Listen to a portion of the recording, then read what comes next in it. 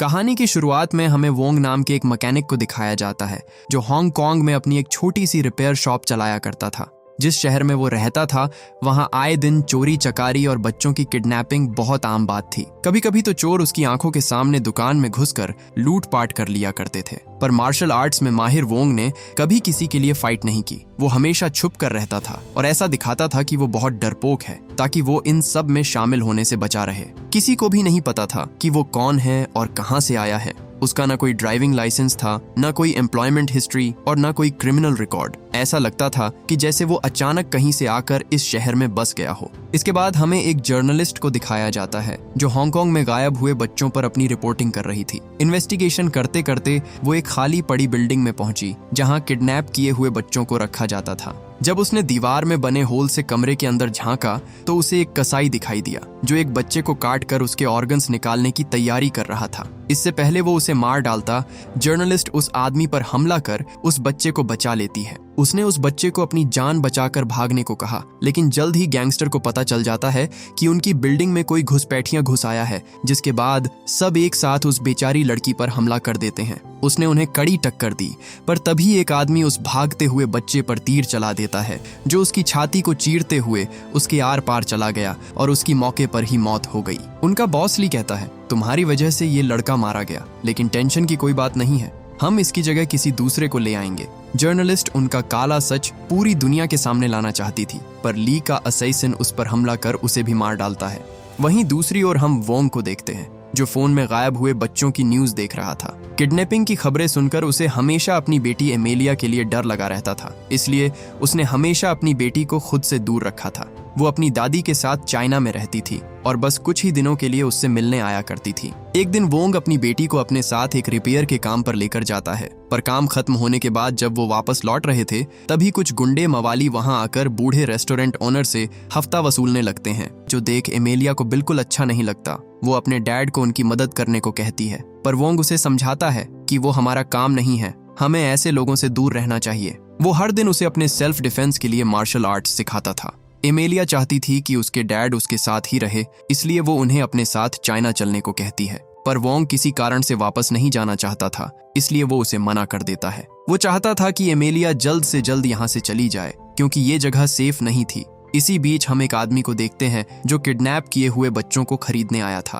वो टेबल पर बैठा नूडल्स खा ही रहा था कि तभी उसके पास एक आदमी आया और उससे पूछा कि तुम्हें कितने बच्चे चाहिए। उसने अपने हाथ से इशारा किया और उस आदमी को लगा कि उसे 3 बच्चे चाहिए, पर जब उसने बताया कि उसे 3 नहीं बल्कि 30 बच्चे चाहिए तो उसके चेहरे का रंग उड़ गया। वो उन्हें हर बच्चे के लिए मार्केट से 3 गुना ज्यादा रेट देने को तैयार था। बस उसकी शर्त थी कि वो उनके बॉस से मिलकर ये डील करना चाहता था। वो उसे बॉस से मिलाने के लिए मान जाता है, पर उसे क्या पता था कि इस आदमी के इरादे कुछ और ही थे। उसके जाने के बाद वो आदमी एक सुनसान इलाके में आता है। हमें पता चला कि इस आदमी का नाम जॉय है और ये उस जर्नलिस्ट का पति था जो कुछ हफ्तों पहले गायब हो गई थी। अगले दिन वोंग अपनी बेटी के साथ सैलून में जाता है। वो बार्बर को उसके बाल एकदम छोटे करने को कहता है ताकि उसके बाल उसकी प्रैक्टिस में रुकावट ना बने। हालांकि एमेलिया अपने लंबे बाल छोटे नहीं करवाना चाहती थी। उसे लगता था कि अगर उसके बाल छोटे हो गए तो स्कूल में कोई भी लड़का उसे पसंद नहीं करेगा। इस बात पर उसकी अपने डैड से बहस हो जाती है। उसे लगने लगा कि उसके डैड उससे बिल्कुल भी प्यार नहीं करते, इसलिए वो उससे दूर रहते हैं। वोंग उसे समझाने की कोशिश करता है कि ये उसके ही भले के लिए है, पर वो उसकी नहीं सुनती और उठकर वहां से चली जाती है। एमेलिया वहां से जा ही रही थी कि तभी रास्ते में उसे एक लड़का मिला जो उसे बताता है कि उसकी बहन को कार ने हिट कर दिया है। एमेलिया बिना सोचे समझे उसकी मदद करने निकल जाती है, पर वो जैसे ही वहां पहुंची उसने देखा कि वहां तो कोई कार नहीं थी। वो कुछ समझ पाती उससे पहले ही एक आदमी गार्बेज बैग से ढककर उसे एक ट्रक में फेंक देता है। असल में सभी किडनैपर्स थे जो इसी तरह बच्चों को किडनैप किया करते थे। जब एमेलिया काफी देर तक वापस नहीं लौटी तो वोंग उसे ढूंढने जाता है। वो बहुत डरा हुआ था, पर गूंगा होने की वजह से वो अपनी बेटी को आवाज नहीं लगा पाता। तभी उसने गार्बेज ट्रक को देखा जो कूड़ा उठाए बिना ही वहां से जाने की जल्दी में था। उसने न्यूज में बहुत से किडनैपिंग के केसेस देखे थे, इसलिए समझ जाता है कि वो सभी किडनैपर्स हैं और उसकी बेटी उसी ट्रक में है। वोंग जल्दी से ट्रक की ओर दौड़ा, लेकिन ड्राइवर ने तुरंत गाड़ी स्टार्ट कर दी और वहां से भागने लगा, जिसके बाद वोंग उनका पीछा करते हुए सीधा ड्राइवर पर हमला कर देता है। उसने हैंड ब्रेक लगाकर चलती गाड़ी को रोक दिया और चाबी निकालकर दूर फेंक दी। वो उनसे लड़ ही रहा था कि तभी एक भारी भरकम पहलवान आदमी उसे टक्कर मारकर नीचे गिरा देता है। वोंग दोबारा खड़ा हुआ और अपनी बेटी के पास जाने की कोशिश करने लगा, पर वो आदमी उसे फिर से उठाकर पटक देता है। वोंग उससे फाइट कर ही रहा था कि तभी एक दूसरा आदमी उसे जोर की लात मारकर नीचे गिरा देता है। इसके बाद वो दोनों उसे घसीटकर अंदर ले जाते हैं। वोंग ने वापस भागने की कोशिश की, पर वो मोटा आदमी उसे पकड़ लेता है और उसे बाहर नहीं जाने देता। वो दोनों मिलकर उसे बुरी तरह दबोच लेते हैं। वोंग कई बार उनसे छूटकर एमेलिया के पास जाने की कोशिश करता है, पर वो उसे जाने नहीं दे रहे थे। ये कोई मामूली गुंडे नहीं थे, खासकर वो मोटा आदमी। वो बहुत ज्यादा ताकतवर था। वो वोंग को बहुत मारता है, पर वोंग भी किसी से कम नहीं था। मौका पाते ही उसने उसके गोटे सुझा दिए। इसी बीच वो घुंघराले बाल वाला आदमी वोंग के सर पर गियर बॉक्स दे मारता है, जिससे वोंग को बहुत चोट आई। वोंग किसी तरह उनसे पीछा छुड़ाकर ट्रक के पास वापस आया और अपनी बेटी को ढूंढने लगा, पर वो लोग फिर से उस पर हमला कर देते हैं। इसी बीच ट्रक का ड्राइवर, जिसे चाबी नहीं मिली, वो कोई जुगाड़ करके ट्रक को स्टार्ट करने की कोशिश करता है। उधर वो गुंडा वोंग को ढककर उसे बुरी तरह पीटता है। दोनों में जबरदस्त हाथापाई होती है और वो आदमी चोट खाकर नीचे गिर जाता है। वोंग जल्दी से अपनी बेटी को ढूंढने लगा, पर जैसे ही उसे उसकी बेटी मिली, वो गुंडा फिर से उठ खड़ा हुआ और उसकी टांग पकड़कर उसे पीछे खींच लिया। वोंग, जो अपनी बेटी को इस हालत में देखकर पहले से बहुत गुस्से में था, उसे जोर की लात मारकर बेहोश कर देता है। पर तभी वो मोटा आदमी किसी पागल भैंस की तरह चिल्लाते हुए आया और उस पर एक भारी भरकम कंक्रीट से बना हथौड़ा दे मारा। उसने वोंग के पेट में लात ही लात मारी, जिससे वो बहुत कमजोर पड़ जाता है। पर तभी उसका पैर फिसल गया, जिससे वोंग को उस पर हमला करने का मौका मिल गया। उसमें इतनी ताकत थी कि वो अपने हाथों से लोहे की मोटी पाइप तक को मोड़ देता है और फिर उसे इतनी जोर से धक्का मारता है कि वोंग बैरिकेड समेत सीधा ट्रक से नीचे जा गिरा। इसी बीच उस आदमी ने ट्रक को स्टार्ट किया और वो सब वहां से भागने लगे, पर वोंग ने भी अभी तक हार नहीं मानी थी। वो दोबारा उठकर उनका पीछा करता है। वो मोटा आदमी उसे देखकर हंसने लगता है, क्योंकि उसे लगा कि वो उन तक कभी नहीं पहुंच पाएगा। पर वोंग रुकने का नाम ही नहीं ले रहा था। दौड़ते दौड़ते उसकी चप्पल टूट गई, जिस वजह से सड़क पर पड़े हुए पत्थर उसके पैर में धंस जाते हैं। उसके पैरों से बहुत खून बह रहा था, पर इसके बावजूद भी वो रुकता नहीं और उनका पीछा करता रहता है। जैसे ही मोड़ आया, उनकी स्पीड थोड़ी कम हो गई। एमेलिया ने ट्रक से कूदने की कोशिश की, पर वो मोटा आदमी उसे पकड़कर उसे उल्टा लटका देता है। उसे लगा अपनी बेटी को खतरे में देख वो पीछे हट जाएगा, लेकिन वोंग फिर भी नहीं रुकता, जिसके बाद वो एमेलिया का सर जमीन के ओर पास ले आया। वोंग जानता था कि वो लोग उसकी बेटी को चोट नहीं पहुंचाएंगे, क्योंकि उन्हें उसकी जरूरत थी। इसलिए वो अपनी पूरी ताकत से ट्रक के पीछे दौड़ता रहा। वो उन तक बस पहुंचने ही वाला था कि तभी सामने से आती एक कार उसे जोर की टक्कर मार देती है, जिससे वो कई फीट दूर जाकर गिरा। कोई आम इंसान होता तो इतनी भयानक टक्कर से उसकी बॉडी का कचूमर बन गया होता, पर वोंग की किस्मत अच्छी थी कि वो बच गया। वो दोबारा से उनका पीछा करने की कोशिश करता है, पर तब तक बहुत देर हो चुकी थी। वो किडनैपर्स उसकी आंखों के सामने से उसकी बेटी को अगवा कर ले जाते हैं। वोंग फौरन मदद के लिए पुलिस स्टेशन जाता है। वो बोल नहीं सकता था, इसलिए उसने लिखकर बताया कि उसकी बेटी किडनैप हो चुकी है। उसने पुलिस को उन दोनों किडनैपर्स की शक्ल, सूरत, उनका हुलिया, यहाँ तक कि गाड़ी का नंबर भी लिख कर दिया। पर पुलिस उसके केस को बिल्कुल भी गंभीरता से नहीं लेती, जो देख वोंग को गुस्सा आ गया। ऑफिसर उसे समझाता है कि वो पुलिस को इस तरह गुस्सा नहीं दिखा सकता, पर तभी वहां उनकी कैप्टन आई, जो वोंग को अपने साथ चलने को कहती है। वो उसकी FIR दर्ज ही करने वाली थी कि तभी पुलिस कमिश्नर बीच में आकर उसे रिपोर्ट दर्ज करने से रोक लेता है। उसके मुताबिक किडनैपर्स पकड़ने के लिए इतने सबूत काफी नहीं थे।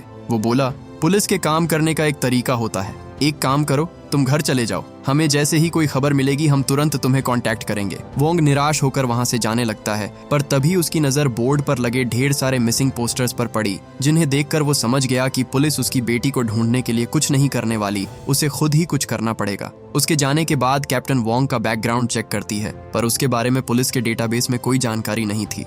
उधर हम एमेलिया को देखते हैं, जिसे एक काले अंधेरे बेसमेंट में डाल दिया जाता है, जहां उसके जैसे और भी बच्चे थे। वोंग अपने घर वापस आया और शरीर पर बर्फ डालने लगा। हम देखते हैं कि उसे बहुत ज्यादा चोटें आई थीं, इसलिए वो ढेर सारी पेनकिलर्स खाता है। इसके बाद वो बैठकर सोचने लगा कि वो किडनैपर्स उसकी बेटी को कहां ले गए होंगे। उसकी मेमोरी बहुत शार्प थी। उसे याद आया कि लड़ते वक्त एक आदमी की जेब से एक क्लब की रसीद नीचे गिरी थी, जिसके बाद उसने एक हथौड़ा उठाया और सीधे उस क्लब की तरफ निकल पड़ा।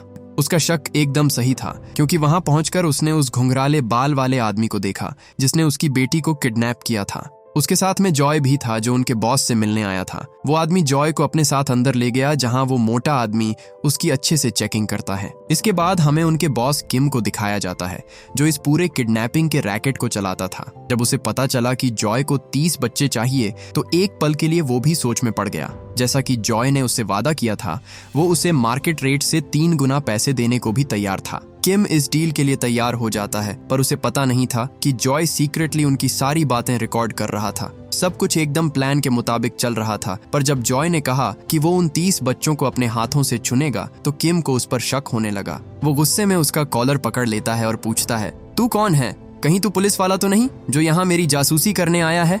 उसके एक इशारे पर उसके लोग जॉय की खोपड़ी उड़ा सकते थे, पर इसके बावजूद भी जॉय घबराता नहीं और अपनी जबरदस्त एक्टिंग चालू रखता है। उसका ये कॉन्फिडेंस देखकर किम समझ गया कि वो जासूस तो नहीं हो सकता, वरना अब तक तो उसकी पैंट गीली हो चुकी होती।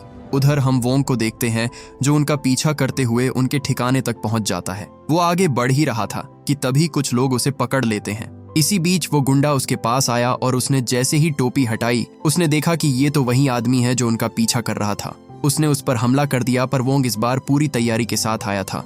वो उससे अपनी बेटी के बारे में पूछता है। उसे मार खाता देख और भी लोग उसे रोकने आते हैं, पर वोंग हर उस एक आदमी को बुरी तरह मारता है जो उसे उसकी बेटी के बारे में नहीं बताता। मौके का फायदा उठाकर वो आदमी वहां से भाग निकला। वो माइक उठाकर अनाउंस करता है कि इस आदमी के पास गन है, जिसके बाद पूरा क्लब मिनटों में खाली हो जाता है। अब सिर्फ वहां वोंग और उसके गुंडे ही थे जो उस पर हमला कर देते हैं। उसे मारने वाले के ऊपर बहुत बड़ा इनाम रखा जाता है, जिसके बाद दर्जनों गुंडे एक साथ वोंग पर टूट पड़े। उधर एक आदमी किम को बताता है कि एक आदमी उनके क्लब में घुस आया है और मारपीट कर रहा है। जॉय किम को समझाने की कोशिश करता है कि उसका उस आदमी से कोई लेना देना नहीं है, पर किम उसकी नहीं सुनता और अपने लोगों को उसे खत्म करने को कहता है। वोंग की वजह से जॉय के सारे प्लान पर पानी फिर गया था। अब अगर वो नहीं लड़ता तो मारा जाता, इसलिए वो सबको एक एक कर मारने लगता है। इसी बीच वोंग अकेला किम के सारे गुंडों से फाइट कर रहा था। उस आदमी ने फिर से भागने की कोशिश की, लेकिन वोंग उसे दौड़ाते हुए रिंग में ले आया जहां वो उसे बहुत मारता है। वो उससे अपनी बेटी के बारे में पूछ ही रहा था कि तभी वहां 2 फाइटर्स आ जाते हैं। वो आदमी उसे उन दोनों के साथ रिंग में बंद कर देता है। उसे लगा अब तो वो नहीं बचेगा, पर वोंग को अब बहुत ज्यादा गुस्सा आ रहा था। उसने अपनी जैकेट से हथौड़ा निकाला और एक एक को बुरी तरह पीटने लगा। वो हथौड़ा मारकर उन दोनों फाइटर्स के घुटने तोड़ देता है। उनसे पीछा छूटा ही था कि तभी और लोग उस रिंग में कूद पड़ते हैं। दर्जनों लोगों के बीच अकेला होने के बावजूद भी ली के चेहरे पर डर का नामो निशान नहीं था। उन लोगों को इतनी बुरी तरह मार खाता देख वो आदमी बहुत डर जाता है। वो अपनी जान बचाने के लिए भागने लगा, पर वोंग उसके सर पर हथौड़ा मारकर उसे नीचे गिरा देता है। वो उससे अपनी बेटी के बारे में पूछता है, पर उसे कुछ नहीं पता था। वो उसे खत्म ही करने वाला था कि तभी एक और आदमी उस पर हमला कर देता है, जिससे उसे भागने का मौका मिल गया। उधर हम जॉय को देखते हैं जो उन सबको ठिकाने लगाने के बाद बाहर निकलने का रास्ता ढूंढ रहा था। वोंग की नजर जब उस पर पड़ी तो उसे लगा कि वो भी इन लोगों के साथ मिला हुआ है, जिसके बाद वो उसका पीछा करता है। जॉय जल्दी से उनके सिक्योरिटी रूम में आया और उनके सारे इंपॉर्टेंट डेटा और फुटेजेस को एक पेन ड्राइव में कॉपी करने लगा। इसमें कुछ समय लगने वाला था, पर तभी वोंग ने उसे ढूंढ लिया और बिना कुछ कहे सुने सीधे उस पर हमला कर दिया। दोनों एक दूसरे को बिल्कुल नहीं जानते थे, इसलिए उन्हें लगने लगा कि वो एक दूसरे के दुश्मन हैं। वो लड़ते भी इसी तरह है जैसे कि वो एक दूसरे को मार डालेंगे। जॉय उसे अपने रास्ते से हटाने की पूरी कोशिश करता है, पर ये इतना आसान नहीं था। वोंग को लगा कि अब यही उसे उसकी बेटी तक ले जाएगा, इसलिए वो उसे भागने नहीं दे रहा था। वो दोनों लड़ ही रहे थे कि तभी जॉय की नजर एमेलिया की फोटो पर पड़ी और वो समझ गया कि वो अपनी बेटी के लिए ये सब कर रहा है। जॉय उसे समझाता है कि मैं उन लोगों में से नहीं हूँ, मैं तुम्हारी बेटी को ढूंढने में मदद कर सकता हूँ। वो पेन ड्राइव लेकर वहां से भागने लगता है, पर वोंग को उस पर भरोसा नहीं था। वो उसे पेन ड्राइव देने को कहता है, पर तभी और भी लोग दरवाजा तोड़कर अंदर घुसने की कोशिश करने लगे, जिस वजह से उसके पास जॉय पर भरोसा करने के अलावा और कोई रास्ता नहीं बचता। हम किम को देखते हैं जो अपने आदमी को बहुत बुरी तरह मारता है, क्योंकि वो एक घुसपैठिए को उसके ठिकाने तक ले आया था। वो उससे रहम की भीख मांगता रहा, पर किम उसकी मौत को बाकी लोगों के लिए एक सबक बनाना चाहता था। किम ने उसके बेटे जैक को अपने पास बुलाया और उसे अपने बाप को अपनी आंखों के सामने मरते हुए देखने को मजबूर किया। वो लोग उसे फ्रीजर में डालकर उसकी बॉडी को बर्फ की सिल्ली में जमा देते हैं, जिस वजह से उसकी मौत हो गई। इसके बाद वो जैक को भी बाकी बच्चों के साथ बेसमेंट में फेंक देते हैं। एमेलिया उस पर बहुत गुस्सा थी, इसलिए वो उसे पीटने लगी, पर तभी वहां एक आदमी आया और उसे रोकने की कोशिश करने लगा। एमेलिया मौका पाकर भागने की कोशिश करती है, पर उस मोटे आदमी ने उसे लात मारकर नीचे गिरा दिया। उधर हम जॉय को देखते हैं जो वोंग को अपने साथ अपने अड्डे पर ले आया। उसे पता चला कि वो बोल नहीं सकता, जिसके बाद वो उसे क्लब की सीसीटीवी फुटेज दिखाने लगता है। वोंग ने उस दूसरे किडनैपर को पहचान लिया और उसे पता चला कि इसका नाम स्टीवन है और वो किम का गोद लिया हुआ बेटा था। जॉय उसे बताता है कि किम इस शहर का सबसे बड़ा ह्यूमन ट्रैफिकर है। कुछ महीने पहले मेरी बीवी गायब हुए बच्चों पर इन्वेस्टिगेशन करने निकली थी, पर तब से ही वो मिसिंग है। ये सब उसी के इकट्ठा किए हुए एविडेंस है। वो बात कर ही रहे थे कि तभी वोंग की नजर वहां पड़ी कुछ फोटोज पर पड़ी। उसने देखा कि हर फोटो में एक चीज कॉमन थी। हर तस्वीर में एक ही आइस ट्रक बार बार नजर आ रहा था। जॉय समझ गया कि ये लोग बच्चों को इन्हीं ट्रक्स में भरकर एक जगह से दूसरी जगह ले जाते हैं, क्योंकि एक आइस ट्रक पूरी तरह से साउंड प्रूफ होता है और अंदर कोई कितना भी चिल्लाए बाहर कोई उनकी आवाज नहीं सुन सकता। इसके बाद वो दोनों उस आइस फैक्ट्री के पास पहुंचते हैं। उनके पास ज्यादा समय नहीं बचा था, इसलिए वोंग उसे पीछे से जाने को कहता है और वो खुद सामने से हमला करने वाला था। उसे अपनी ओर आता देख फैक्ट्री के वर्कर्स उसे रोकने की कोशिश करते हैं, पर वोंग अपनी बेटी को लिए बगैर यहाँ से नहीं जाने वाला था। हम देखते हैं कि फैक्ट्री में काम करने वाला हर आदमी गुंडा था। वो सब वोंग पर हमला कर देते हैं, पर वोंग उन सबको मारकर आगे बढ़ गया। उधर जॉय पीछे के रास्ते से होते हुए फ्रीजिंग कंपार्टमेंट में आता है, जहां उसने देखा कि किम ने अपने दुश्मनों की क्या हालत कर दी थी। वो आगे बढ़ ही रहा था कि तभी स्टीवन उस पर हमला कर देता है। जॉय ने उससे लड़ने की कोशिश की, पर उसके भारी भरकम पहलवान जैसे शरीर के आगे वो भला कहाँ ही टिक पाता। इसी बीच वोंग जो अपनी बेटी को ढूंढ रहा था, किम उस पर अंधाधुंध गोलियां चलाने लगता है। उससे बचते हुए वोंग किसी तरह फ्रीजिंग कंपार्टमेंट तक पहुंचा। वो देखता है कि स्टीवन जॉय को बुरी तरह पीट रहा था। वो उसकी मदद कर पाता उससे पहले ही किम वहां पहुंचकर उन्हें शूट करने लगता है। इस बार दोनों बुरी तरह फंसे थे, पर जॉय के पास बचने का एक जबरदस्त प्लान था। वो किम का ध्यान भटकाता है और इसी का फायदा उठाकर वोंग ने उसके सर पर भारी भरकम आइसिंग मोल्ड गिरा दिए, जिससे वो घायल हो जाता है। जब स्टीवन ने देखा कि उन लोगों ने उसके डैड की क्या हालत की है, तो वो गुस्से में हथौड़ा लेकर उन्हें मारने के लिए दौड़ पड़ा। दोनों मिलकर उससे फाइट करते हैं, पर अकेला होने के बावजूद वो बहुत ताकतवर था। वो वोंग को उठाकर बेसमेंट में फेंक देता है और उसके बाद जॉय को बुरी तरह पीटने लगता है। जब वोंग को होश आया तो उसे वहां उसकी बेटी की खून से सनी हुई शर्ट मिलती है। ये देखकर वोंग पूरी तरह से टूट जाता है, क्योंकि उसे लगा कि उन लोगों ने उसे मार डाला। उधर हम स्टीवन को देखते हैं जो जॉय को खत्म ही करने वाला था कि तभी वहां वोंग आ जाता है। वो इतने गुस्से में था कि इस बार उन पर जरा भी रहम नहीं दिखाता। उसने स्टीवन का हथौड़ा उठाया और उसे उसके सर पर इतनी जोर से मारा कि उसका दिमाग हिल जाता है। वो दोबारा उठने की कोशिश करता है, पर चोट इतनी गहरी थी कि वो लड़खड़ाते हुए नीचे जा गिरा। इन सब के बाद भी वोंग का गुस्सा अभी शांत नहीं हुआ था। वो स्टीवन को मार मार कर अधमरा कर देता है। वोंग किम को भी गोली मारने वाला था, पर जॉय बीच में आकर उसे ऐसा करने से रोक लेता है। वो कहता है, हो सकता है कि तुम्हारी बेटी अभी भी जिंदा हो, लेकिन अगर इसे मार दिया तो हम कभी उस तक नहीं पहुंच पाएंगे। इसके बाद वो किम को बिजली के झटके देकर उसे खूब टॉर्चर करते हैं। किम कहता रहा कि उसे कुछ नहीं पता, लेकिन जब तक उसने सब सच नहीं बता दिया तब तक वो उसे टॉर्चर करते रहते हैं। जॉय उससे उस लड़की के बारे में पूछता है, जिस पर किम उसे बताता है कि वो सारे बच्चे स्नेक पिट में हैं, एक ऐसी जगह है जहां से कोई बच्चा वापस नहीं आता। अगर वहां पहुंच भी गए तो जिंदा नहीं लौटोगे। उधर हम ली को देखते हैं जो अपनी वाइफ के साथ एक आलीशान जिंदगी जी रहा था। उसकी वाइफ को उसके इस काले कारोबार के बारे में जरा भी भनक नहीं थी। वो खुश थी कि वो एक नई जिंदगी को इस दुनिया में जन्म देने वाली है। ली को अपने आदमी का फोन आया जो उसे बताता है कि आइस फैक्ट्री में कुछ लोगों ने घुसकर मारपीट की है। पता चला कि उसे ये खबर देने वाला शख्स कोई नहीं बल्कि कमिश्नर था, जो सालों से ली के लिए काम कर रहा है। इसी बीच हम स्नेक पिट को देखते हैं जहां उन बच्चों को छुपा कर रखा गया था। एमेलिया वहां से बाहर निकलने का कोई तरीका खोजने लगती है, पर जैक उसे ऐसा करने से मना करता है, क्योंकि अगर वो भागते हुए पकड़े गए तो वो सबको मार देंगे। पर एमेलिया फिर भी अपनी कोशिश जारी रखती है। उसे वहां एक मेटल प्लेट मिली जिसे घिसकर वो उस पर धार लगाने लगती है।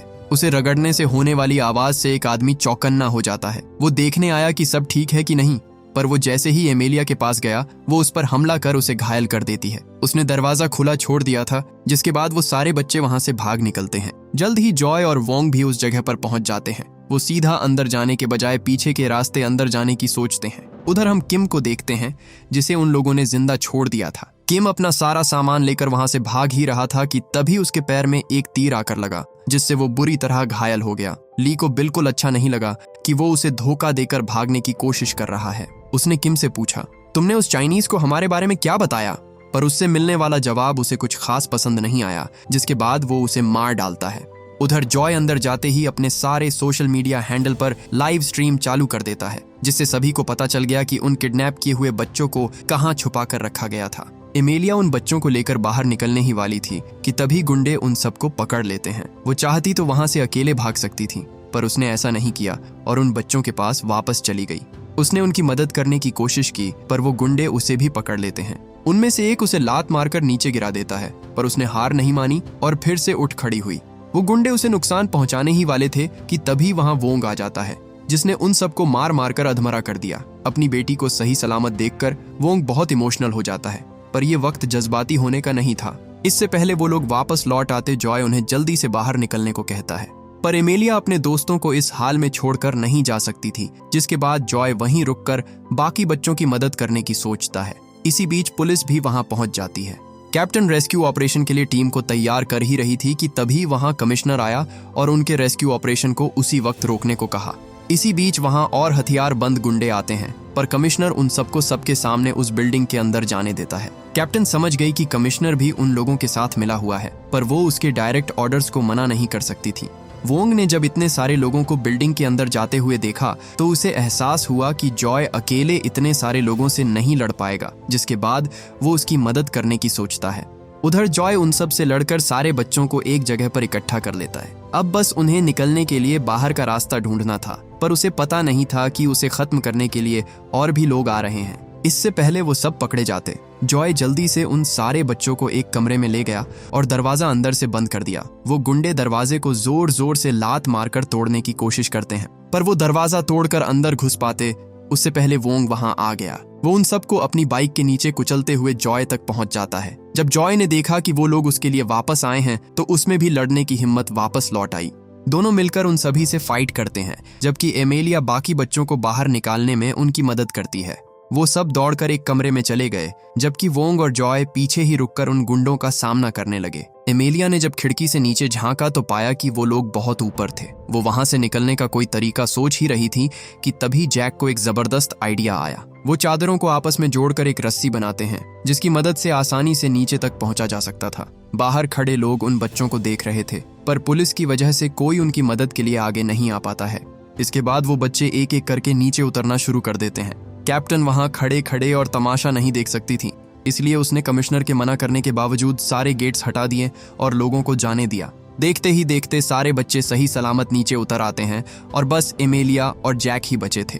एमेलिया रस्सी के सहारे नीचे उतरने की कोशिश करती है, पर तभी वो रस्सी टूट गई और वो नीचे गिरने लगी। पर वो जमीन से टकराती उससे पहले ही वहां मौजूद लोकल लोग नीचे चादर फैलाकर खड़े हो जाते हैं, जिससे एमेलिया की जान बच गई। उधर हम वोंग को देखते हैं, जो उन गुंडों के बीच बहुत बुरी तरह से फंस गया था। उनसे होते हुए आगे जाना मुश्किल था, इसलिए एक आदमी बिल्डिंग के पीछे से होते हुए अंदर घुसने की कोशिश करता है। जब जैक ने उसे देखा तो वो उसे रोकने के लिए उसे जोर से दांत काट लेता है, जिससे उस आदमी की चीख निकल गई। वो गुस्से में उसे उठाकर बिल्डिंग से नीचे फेंकने ही वाला था कि तभी कैप्टन उस आदमी को शूट कर देती है, जिससे जैक मरते मरते बचा। इसके बाद पुलिस फोर्स अंदर आई और उन्होंने देखा कि दर्जनों लोग उन दोनों को मारने पर तुले हुए थे। उन्होंने तुरंत हवा में फायरिंग करके उन सबको सरेंडर करने को कहा और इस तरह उन दोनों की जान भी बच जाती है। पुलिस ने सभी क्रिमिनल्स को अरेस्ट कर लिया और सारे बच्चे भी रेस्क्यू किए जा चुके थे। ली ने जब ये खबर देखी तो वो गुस्से से पागल हो गया। वो उनसे अपनी इस हार का बदला लेना चाहता था, पर उससे पहले उसे कुछ लोगों को उनके सवालों के जवाब देने थे। ली की वाइफ बहुत घबराई हुई थी, पर ली उसे भरोसा दिलाता है कि सब ठीक हो जाएगा। ली अपने पार्टनर्स के सामने आया। उसके फादर इन लॉ कहते हैं, मैंने तुम्हें अपने घर का दामाद बनाया, बिजनेस में हिस्सा दिया और तुम मेरे पीठ पीछे ये सब कर रहे थे। ड्रग्स या हथियारों की तस्करी करते तो समझ आता था, लेकिन तुमने मासूम बच्चों को ही अपनी कमाई का जरिया बना लिया। ली उन सब के ताने सुनकर तंग आ चुका था, जिसके बाद वो वहां मौजूद हर एक शख्स को जान से मार डालता है। उसके खिलाफ जो भी खड़ा हुआ उसने उसे मौत के घाट उतार दिया, जिसमें उसके फादर इन लॉ भी शामिल थे। जल्द ही वहां उनके बॉडीगार्ड्स आ जाते हैं, पर ली किसी पागल जानवर की तरह हर एक को काट डालता है। उसके सर पर इस हद तक खून सवार हो गया था कि उसने अपनी वाइफ को भी चाकू से स्टैब कर दिया। जब तक उसे अपनी गलती का एहसास होता तब तक बहुत देर हो चुकी थी। हर शख्स जो कभी उसे जानता था आज उसके हाथों बेरहमी से मारा गया। उधर पुलिस स्टेशन में ऑफिसर वोंग को भरोसा दिलाती है कि उसने जो कुछ भी किया उसके लिए उसे जेल नहीं होने देगी। ऑफिसर कोर्ट में गवाही भी देने को तैयार थी कि उसने ये सब अपने सेल्फ डिफेंस में किया, पर कानून के मुताबिक वो उसे कल सुबह से पहले नहीं छोड़ सकती थी, इसलिए वोंग को वो रात लॉकअप में ही बितानी होगी। इसी बीच हम ली को देखते हैं जो पुलिस स्टेशन के बाहर खड़ा वोंग के बाहर आने का इंतजार कर रहा था। उसका सबसे भरोसेमंद आदमी चैन उससे बस 5 मिनट का समय मांगता है। बस इतना ही समय लगता उसे सबको खत्म करने में। चैन पुलिस स्टेशन के अंदर आया और वहां मौजूद हर एक पुलिस वाले को मौत के घाट उतार दिया। जल्द ही वहां की लाइट्स ऑफ हो जाती है और जब एक ऑफिसर नीचे जनरेटर चेक करने गया तो उसे वहां ढेर सारी लाशें पड़ी हुई मिली। इससे पहले वो बाकी लोगों को अलर्ट कर पाता, चैन उसे भी मौत की नींद सुला देता है। कुछ ऑफिसर्स ने उसे रोकने के लिए उस पर गोली चलाई, पर गोली की आवाज सुनकर कैप्टन एकदम से अलर्ट हो जाती है। उसने बच्चों को वहीं छुपे रहने को कहा और खुद बंदूक लेकर बाहर की तरफ दौड़ पड़ी। वो चैन को उसका हथियार नीचे रखने को कहती है, पर चैन ने सीधा उसके कंधे पर तीर चला दिया, जिससे वो बुरी तरह घायल हो जाती है। उधर हम वोंग को देखते हैं जो चाबी तक पहुंचने की कोशिश कर रहा था। ली और चैन जब तक उसकी सेल तक पहुंचे तब तक वो दोनों वहां से भाग चुके थे। वोंग जल्दी से बच्चों को लेकर वहां से निकलने की कोशिश करता है, पर ली उसे इतनी आसानी से जाने देने वाला नहीं था। वो बोला, मैं डैड बनने वाला था, पर तूने मुझसे मेरा सब कुछ छीन लिया। चैन उस पर तीर से हमला करने ही वाला था कि तभी एक पुलिस वाला उसका पैर पकड़ लेता है। बुरी तरह घायल होने के बावजूद भी वो लोग उसे रोकने की पूरी कोशिश कर रहे थे, पर चैन ने सीधा एमेलिया के पैर में तीर मार दिया। उधर आइस फैक्ट्री में हम स्टीवन को देखते हैं जो पता नहीं कैसे पर अभी तक जिंदा था। जब वो बाहर आया तो उसने देखा कि ली ने उसके पिता का बेरहमी से मर्डर कर दिया था। वो कसम खाता है कि जो कोई भी उनकी इस हालत का जिम्मेदार है वो उन्हें जिंदा नहीं छोड़ेगा। इसी बीच पुलिस स्टेशन में उन चारों के बीच जबरदस्त फाइट होती है। वोंग उस असैसिन से फाइट कर रहा था, जबकि जॉय ली के साथ 2-2 हाथ करता है। हम देखते हैं कीली भी कोई मामूली इंसान नहीं था। मार्शल आर्ट्स में उसकी अच्छी पकड़ थी, जिस वजह से जॉय भी उसके आगे ज्यादा देर टिक नहीं पाता। वो चारों आपस में लड़ ही रहे थे कि तभी हम स्टीवन को देखते हैं जो दौड़ते हुए उनके बीच में कूद पड़ा। उसे लगा इन चारों ने मिलकर उसके डैड को मारा है, इसलिए वो किसी को नहीं छोड़ता और अकेला ही उन चारों की धुनाई करना शुरू कर देता है।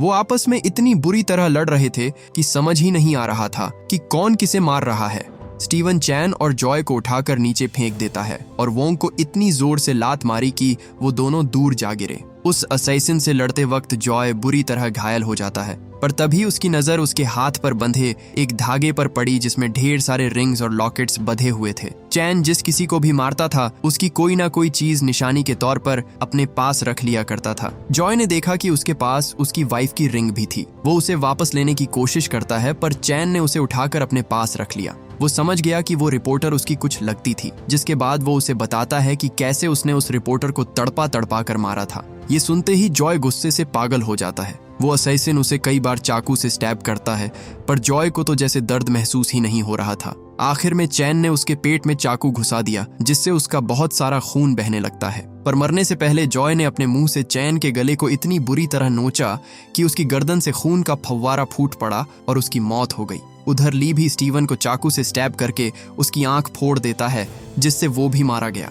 अब वहां सिर्फ ली और वोंग ही बचे हुए थे, पर ली का बदला अभी पूरा नहीं हुआ था। वो उसकी बेटी को मारकर तिल तिल कर मरने पर मजबूर करना चाहता था। एमेलिया जैक के साथ एक ड्रोवर के नीचे छुप जाती है, पर ली ने उसके पैर से निकलने वाले खून का पीछा करते हुए उसे ढूंढ निकाला। वो उसे जान से मारने ही वाला था कि तभी वोंग उसे लेकर सीधा खिड़की से नीचे कूद जाता है। इतनी ऊपर से गिरने की वजह से उन दोनों को बहुत चोट आई थी, पर इसके बावजूद भी वो लड़ना जारी रखते हैं। वो तब तक लड़ते रहते हैं जब तक उन दोनों में से कोई एक मर नहीं जाता। वोंग ने उसे मार मार कर अधमरा कर दिया। इससे पहले वो उसे जान से मार डालता, एमेलिया वहां आकर उसे रोक लेती है। वो सब वहां से जा ही रहे थे कि तभी ली एक बार फिर उन पर हमला कर देता है। वो एमेलिया का सर फोड़ने की कोशिश करता है, पर वोंग ने बीच में आकर उसके सारे वार खुद पर ले लिए। एमेलिया उसे होश में लाने की कोशिश करती है, पर उसे इतनी चोट आई थी कि वो दोबारा खड़ा नहीं हो पाता। ली का बदला अभी पूरा नहीं हुआ था। वो उन बच्चों को मारने के लिए आगे बढ़ता है, पर एमेलिया भी पीछे नहीं हटती। वो दोनों उसका सामना करने को तैयार थे, लेकिन तभी कुछ ऐसा होता है जिसकी उन्हें बिल्कुल भी उम्मीद नहीं थी। वोंग की मार से ली के सर में इतनी गहरी चोट आई थी कि वो पागलों की तरह कुछ भी बड़बड़ाने लगता है। ली चुपचाप उठकर वहां से जाने लगा, पर कुछ दूर चलते ही वो धड़ाम से नीचे गिर पड़ा और उसकी मौत हो गई। हम वोंग को देखते हैं जिसे अभी तक होश नहीं आया था, पर अभी उसकी मौत नहीं हुई थी। इसके 1 महीने बाद हम वोंग को फिर से देखते हैं जो अब पूरी तरह से ठीक हो गया था, पर अफसोस जॉय उस रात सरवाइव नहीं कर सका। उसकी मदद के बिना वोंग कभी अपनी बेटी को नहीं बचा पाता, जिसके लिए वो हमेशा उसका एहसानमंद रहेगा। आखिर में वो जॉय की अस्थियों को नदी में बहा देते हैं और दुआ करते हैं कि वो जहां भी रहे हमेशा खुश रहे। एमेलिया अपने डैड के बारे में और जानना चाहती थी, जिसके बाद वोंग उसे अपने बीते हुए दिनों की कहानी सुनाने लगता है और इसी के साथ ये मूवी यहीं खत्म हो जाती है।